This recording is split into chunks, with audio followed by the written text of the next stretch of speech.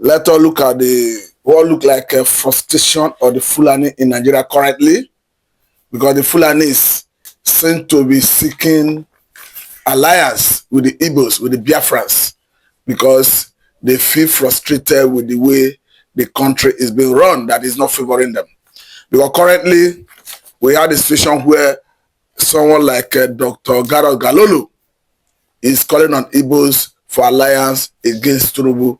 This does not mean in any way that we are supporting Tinubu, but the point is the Fulani are getting what they actually bargained for. But let you listen to Dr. Gareth Galolo, how he's crying and looking for alliance with the Igbos before we come back to continue with this conversation.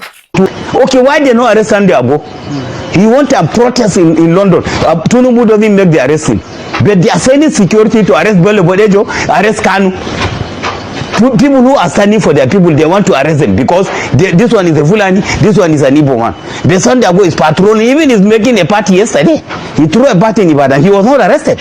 Okay, you are welcome back.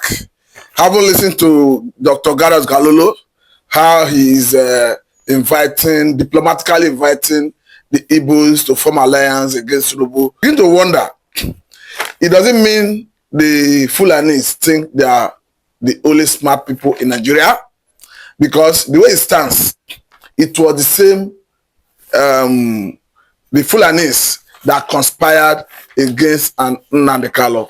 We understand that it's their brother, Muhammadu Buhari, who extraordinarily renditioned Nnamdi Kanu from Kenya to Nigeria, because the Court of Appeal in Nigeria have since ruled that Nnamdi Kanu was extraordinary rendition from Kenya to Nigeria. Even after all the allegation of jumping bail, the Supreme Court have equally ruled that the man never jumped bail. Of course, we understand that during the Operation Panton Dance, they invaded his house, and in an attempt to run for his dear life, he left the country. But this time around, we are seeing the Fulanis looking for strategies to bring Igbos close to themselves for purpose of forming an alliance against a Tinubu administration. But one thing they do not understand, and one thing they do not know, is that the Igbos are tired of this country. The Igbos are no longer interested in anything Nigeria. So I don't know how they hope to achieve that, but however I look at it, the Igbos have made it very clear that they want their own sovereign state. The only thing that makes sense for the Igbos is the government should come and organize a referendum. Of course, maybe a UN should come and supervise a referendum in the country for people to know their fate. I think that's the only thing that makes sense to the Igbos. So all the strategy of the Fulanis to woo the Igbos, I don't think is going to work this time around. But the point is, the Tinubu government is not actually doing well. But in spite of the fact that it's not doing well, I don't think any Igbo man will want to form alliance with the Fulani man to actually have a way of pushing Tinubu out of Aso Rock. To tell you that their intention, the intention of the Fulani, is not for the division of Nigeria. How to grab power is their intention. Because all these strategies, all these clandestine meeting is geared towards how do they recapture power. Because the Fulani man love power. The only thing they know, the only thing they speak is power. That is why they occupy all the lofty position in the country, starting from the position of the emir, all the military hierarchy. They occupy everywhere, strategically position themselves. So to tell you that the average Fulani man is not interested in dividing Nigeria, the only thing they're interested in is how do we grab this power? How do we have this power back? Because for them, they have lost a good. They have lost a prestigious thing that they more recapture. Let me even read this tweet from Arewa Twitter, talking about, they were trying to describe a Sunday Igbo. Remember that before now, Sunday Igbo talk about the Igbos, the Hausa, the Yoruba going their separate ways if things are not working. When we talk about corruption in the country, maladministration, the tweet coming from Arewa Twitter says, the most useless Yoruba, I don't want to, the adjective you use here is too heavy, but is trying to describe Sunday Igboho that the most used Yoruba ever in history of Southwest. Let me tell you why he's saying this. He's attaching Vanguard News to here. He's saying, and this is what came from Sunday Igboho the other time. If Nigeria can't work as one, Yoruba, Igbo, others should separate. Sunday Igboho, that is from Vanguard. Now, because Sunday Igboho is preaching secession, preaching separation, preaching Oduduwa nation, preaching Biafra, preaching perhaps Arewa, now the same Arewa people are coming out to say he's useless. They even went as far as calling him a name that is so much, is unprintable that I cannot even mention it here. So the point is, what they want is, how do we get this power back? How do we grab this power? Not necessarily because they're interested in anything, because they know how to use power to their own advantage and to the disadvantage of everyone. Remember the other time, how they are already raising alarm, shouting that a Tinubu is dividing the North, simply because he gave university to Southern Kaduna. Of course, these are people who have been seriously marginalized right from time, and they are the one marginalizing them. So for them to be crying foul over something, I think it shows who they are. Then again, I will still bring this angle, because we want to understand why these Fulanis are like this. I don't like the way Tinubu is governing the country, but the way the Fulani, everything they did in the past, in terms of bringing problem, in terms of subjugating the people to their own advantage, Tinubu is learning from them.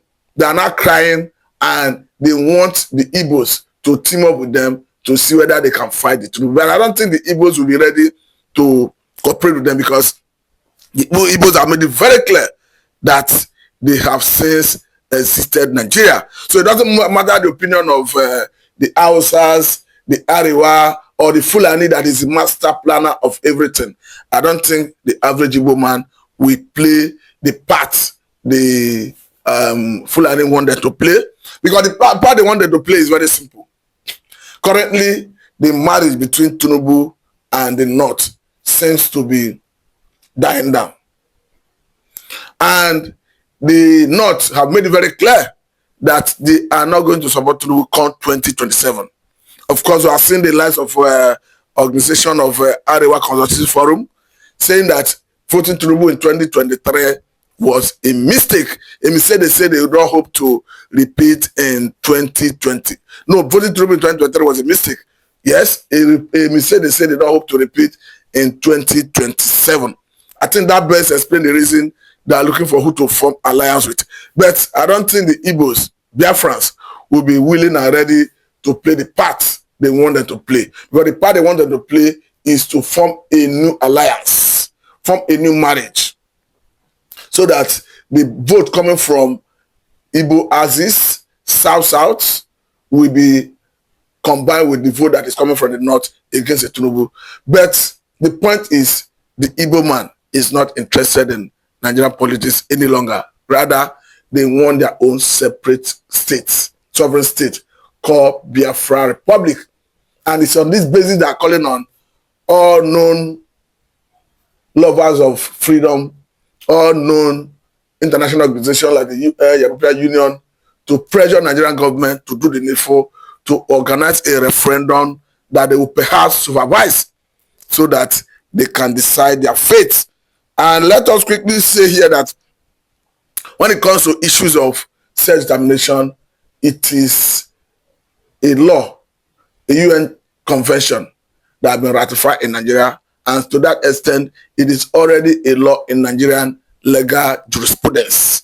But let me quickly read these tweets coming from Sariki, talking about how Tinubu is bringing about nepotism.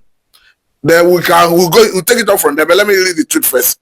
He said, President Bola Ahmed Tinubu has appointed too many useless ministers in his administration, and the only reason he hasn't sacked most of them is that they are his tribesmen.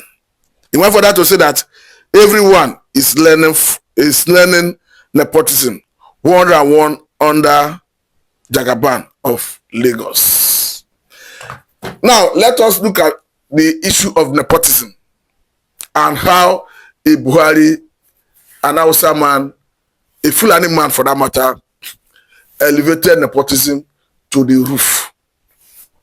Under Muhammadu Buhari, we had a situation where you have 17 positions when it comes to issues that have to do with security of the country. Talking about the Office of the National Security Advisor, Office of the Chief of Defense Staff, Chief of Army Staff, Chief of Naval Staff, Director of DSS, IG of Police, National Intelligence Agency, DG of Drug Law, DG, Director General of Customs. Name it, is about 17 positions. Under Muhammadu Buhari, the North, leaders mentioning the actual number taken by Fulani, the North took 14 positions and gave the rest to the South. So if someone from the North is not crying foul that Tinubu have elevated nepotism by appointing his tribesmen, particularly Lagos, I think it best explain what Nigeria went through under a Muhammadu Buhari, because Muhammadu Buhari started all this when he never saw anything good in any other tribe rather than the Fulanis in terms of appointment. And anytime people raise issues concerning nepotism, tribalism in the way and manner the appointment is being made under Muhammadu Buhari, the next thing the government will tell you is that they are appointing people based on competence. And people were asking them, does it mean you can only find competence in the North? You cannot find competence in the South? But the way it's happening now, I think the average Fulani man is reaping what he sow. Because what Tinubu is doing, though it's nepotism, but I think it learned from the man, Muhammadu Buhari himself, and he has learned it very well. Because under Muhammadu Buhari, when you talk about Chief of Army Staff, Chief of Naval Staff, Chief of Air Staff, in fact, all the 7 chiefs, none of them went to the southeastern part of the country. None of them went to the Igbos. And you say we're operating a country where you have a federal character. And what federal character says is that when you give out positions, it must reflect geographical spread. And that federal character was seriously, severely abused under the last administration of Muhammadu Buhari, because if in the whole of the 7 chiefs, none of them went to the southeast, how best do we explain abuse of federal character? Though it is not, this government is equally doing the same thing, but at least under a Tinubu, we have seen the Igbos, southeast about the country, clinching one of the 7 chiefs. Talking about the chief of Naval Staff, of course, we understand that is from Enugu State or so. But the point is, it doesn't matter how long they not cry. They are learning in a hard way. And that is why the Igbos are not ready to join them in this dance or to play the part they wanted to play in their quest to sack Tinubu from Asu Rock. We understand that they have diplomatically given Tinubu a quit notice from Asu Rock, waiting for him in 2027. We have seen so many people from different angles talking about the Tinubu, criticizing him. We have equally seen the likes of former governor of Kano State talking about Kwankwaso, who made it very clear that the Lagos is colonizing the North, and that Lagos is trying to impose, or rather imposing an emir on Kano State. But the point is, I think they should fight their fight. When I mean they should fight their fight, the Fulani and the Lagos political dynasty should engage themselves. I think the Igbos, the Biafrans, are not ready to join in that fight. I must say, thank you for your time. This is Seth Lamida, and I'm Mr. Matu. Thank you very much.